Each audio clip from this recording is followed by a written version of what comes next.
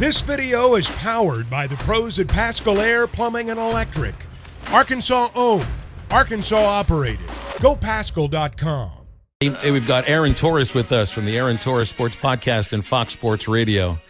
AT, I got to say, like, I saw your Instagram video recently about the end of the Calipari era at Kentucky. Where were you when it all ended, when they lost to 20-point underdog South Carolina? And now this report coming out that I saw in The Athletic from Kyle Tucker about this beef between Mitch Barnhart, the athletic director, and Calipari. And my gosh, I mean, it sounds like they're setting the whole athletic department on fire in some ways. It's craziness over there. First of all, guys, thank you for having me. I'm going to actually flip it right back on you guys. I have been told, and I was told this well before yesterday, that they are essentially not on speaking terms. In other words, really it's intermediaries that do the speaking on behalf of others. Have they never said a word to each other in 5 years? Like, I don't know about that. But that in general, they essentially have, you could barely call it a working relationship at this point. Let me ask you this. Have you ever even heard of that? Like, and I'm not asking you to pull back the curtain on Hunter Yurachek and Sam Pittman and whoever, but have you guys, being around college athletics the way that you are, have you ever heard of a scenario where a super high-profile coach and the AD who is obviously employing him basically do not speak to each other? What was that, Nolan? Was that the last one where they kind of had a little, that was 20-something years ago here at Arkansas, where they had a little beef going on, and it doesn't ever work out good. And it kind of went with when we saw the thing with the player-coach. A player snapping back at a coach, you know who wins that every time? The coach wins it every time. So whenever that happens, whatever the relationship is, it never really turns out that well. Well, and it's really interesting you use that analogy, Matt, because one, it obviously didn't work out well, and two, that's maybe a great example of it's hard to really find, legendary coaches that coach until the end, especially in basketball, because basketball, I hate to say it, but the bar is much lower than football, right? Football, there's a lot of places you got to win at a really high level to keep your job. Anyway, I bring it up because I think the Nolan Richardson one might be a great example of a place where it did turn sour. I don't remember this stuff probably as well as you guys do, and certainly as well as the audience would, but I know it was bad, and it was basically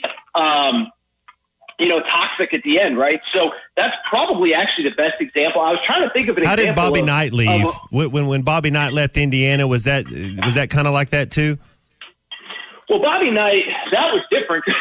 I mean, he slapped a player on the neck, and then he basically choked a student. Like, the crazy thing about Bobby Knight was people think it was the video of him, grabbing the player by the neck that got him fired. No, he was put on a zero-tolerance policy after that video and broke the zero tolerance in, like, a 1-month span. So, that's different than just not winning. And the closest one that I could think of was maybe sort of Bobby Bowden, and even Bobby Bowden, whatever. He was in his late 70s at that point, whatever. So anyway, the point I'm trying to make, Nolan Richardson is probably a great example of it's relatively unprecedented where, you look at the way Coach K went out, the way Roy Williams went out, the way Jay Wright went out, where, if they wanted to keep going, the school would have been very happy to have them. And that just does not feel like the situation at Kentucky right now. The Bobby Knight thing felt like it was the school president that took precedence in that case. And the situation with Nolan, I feel, is a lot different than this deal with Barnhart and with Calipari, because from what I read, man, it almost sounds like Barnhart is taking an active role in holding the basketball program back. I mean, Cal's raised $30 million to upgrade their practice facility. He won't let them use it. He doesn't let them have the same amount of staff members that other SEC teams have, the support staff. And look, I'm not like, oh, poor Kentucky and all of this and that. But what it sounds like is that it's the athletic director that's kind of actively holding back things that his $10 million a year coach wants, that he's signed to a quote unquote lifetime deal. It really doesn't make any sense. Well, Phil, that to me was my biggest takeaway, because you had people say two different things. One, this report was obviously leaked by Calipari. Well, it probably was, or somebody, that's more pro-Calipari than pro-AD for sure. But at the same time, it's a simple question of, are the facts of the story correct? And me and Kyle Tucker have had personal disagreements, and it doesn't change the fact that he's a really good reporter and that The Athletic isn't going to print something that they don't think is true. And so that was my big takeaway, Phil, is people were like, well, does he really need a new practice facility? That's not really the point. The point is that, as you said, Phil, you have a situation where it seems like the athletic director is, as you said, that was my takeaway. That was my exact quote on my show today. It seems like he's actively trying to sabotage his own basketball program. And so, all these things can all be true, is that you can't, if you're the head coach of Kentucky basketball, you can't lose to South Carolina at home. You just can't. End of story. There's no excuse for that. But at the same time, it also speaks to, is he being given the resources needed to compete at the highest level? Maybe he is. But when you have an AD that feels like that was my takeaway as well, Phil, is that it feels like he's actively trying to sabotage him. That's obviously not a healthy working environment if even part of the story is true, which, as I said, there's no reason to think that it is. I think a real funny aspect to this is like, all right, so the other 13 fan bases in the SEC would be like, yes, please dismantle everything going on over there. We want to see that. That is great entertainment for the rest of us. They're a blue blood program. Exactly. A couple things, though, Phil. I'll say I have three different thoughts on that. Is that, one, it is great content for all of us. I mean, it's no different than Ohio State football or somebody just crumbling in front of our eyes. But there's two other elements that I think about, is that there is still like a sad part of this. Like, if South Carolina goes into Rupp Arena, that should mean something. I'll give you another example, right? I was on another Arkansas show, not as good as yours, obviously, but a few days ago, and they were like, they gave me the whole, Torres, you got to get down for the Kentucky game the last week of the season. And I said, is that going to be the biggest home game of the year? Because you had Alabama this week. I don't know if you get Kentucky or whoever, or Tennessee or whoever. But, is that even going to be a game that means anything? So, one, it's just sad. When you beat Kentucky, you want it to mean something. You don't want it to be because they're falling apart. But, two, I do think it also sets up, Phil, a very interesting scenario for Kentucky because, we saw the other night where, the fans were had the signs that said, please go to Texas. And on the one hand, I really do actually understand the frustration, and I understand holding your program to a higher level. On the other hand, Kentucky has the number one recruiting class coming in next year, and, reports are already that they're in very good shape for the following class as well. And so basically what we know is, at the very least, if John Caliper is your head coach, he's bringing in really good players, and the question becomes, is he going to be able to kind of take advantage of it? But I guess what I'm just trying to get to is, imagine being Kentucky, being the fan that wants him out, and then seeing him take the number one class in the country, and next year things break a little bit differently, and all of a sudden they're a 2 seed and they're in the Sweet 16. So it is this weird slippery slope where, one, I do think it's a little bit sad for fans of the sport, and I think even to your point, Phil, the other 13 fan bases, it's supposed to mean something when you beat Kentucky. But then, two, I do think it's a slippery slope where I do think the standard has to be higher. There's no doubt about that. But the reverse of it is, man, as long as this dude is coaching college basketball, he's going to have the talent that's good enough to win a national championship. Now, whether he does or not is independent of that. And the next guy that you get, it is not guaranteed that he will be able to do what Calipari is currently doing. So it's just, there's a lot of, it's a good college sports soap opera. There's just so many different interesting layers to it when you really break it down. All right, Arkansas right now struggling to put the ball in the hole, averaging just under 65 points in their 4 SEC games. Now, they might have played against the best team in the, not just in the SEC, maybe in the country. Against Alabama this past week, lost 84-69. Tennessee thinks they might be the best in the league. From what I saw, Alabama's scary good right now. And I think right now they're the best in the SEC. When you watch that game, Arkansas-Alabama, was it a surprise to you to see the struggles that the Hogs had to put the ball in the hole, and how Alabama just it's when they wanted to at a 9-0 run and ran away with the game in the last 4 minutes? Well, it didn't really surprise me because the thing about Alabama, and Phil, I do believe that right now, this second, I think they might be the best team in college basketball. Now, UConn beat them earlier, Gonzaga beat them earlier. Both those teams look good. In March, will they be the best? I don't know.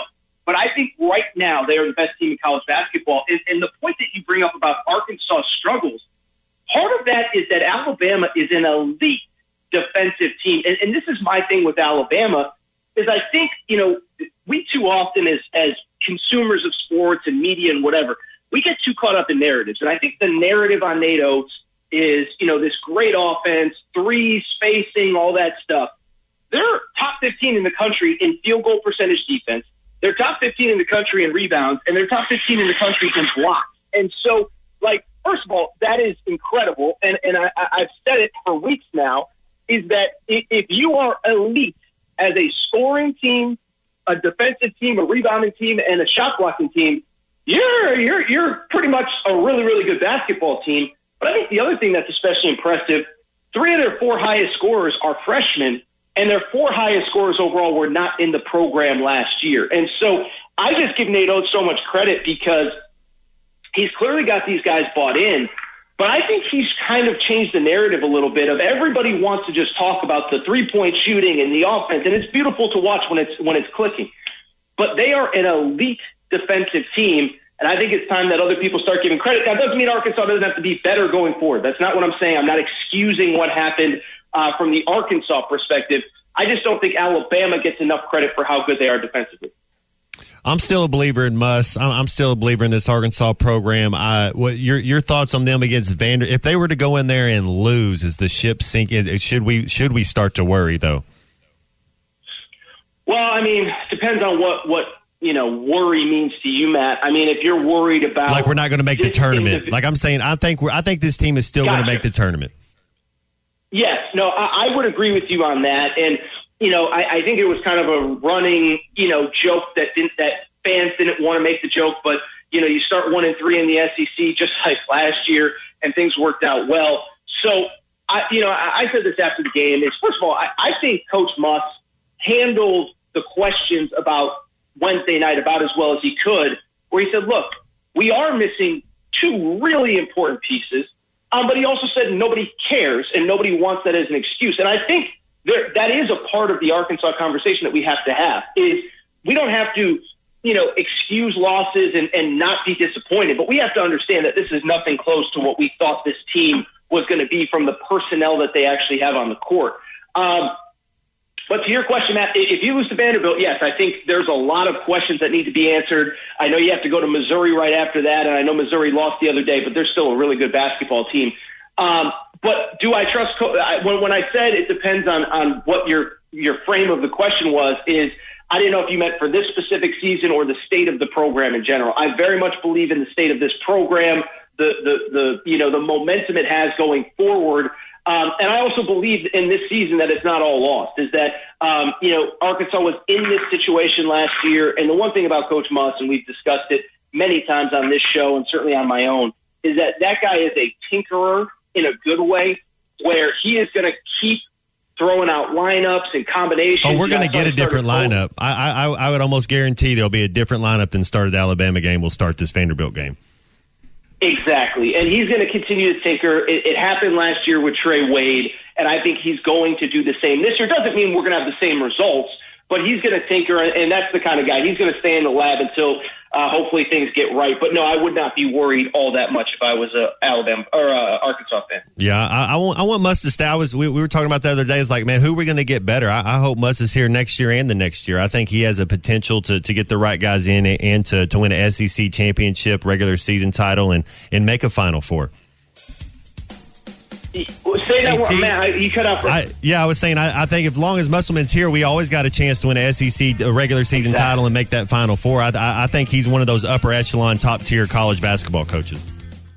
BetOnline remains your number one source for all your sports betting this season. Everything from the NFL and bowl season to esports. You'll find the latest odds, team matchup info, player news, and game trends at BetOnline. BetOnline features live betting, free contests, and live scores for almost any sport or game imaginable.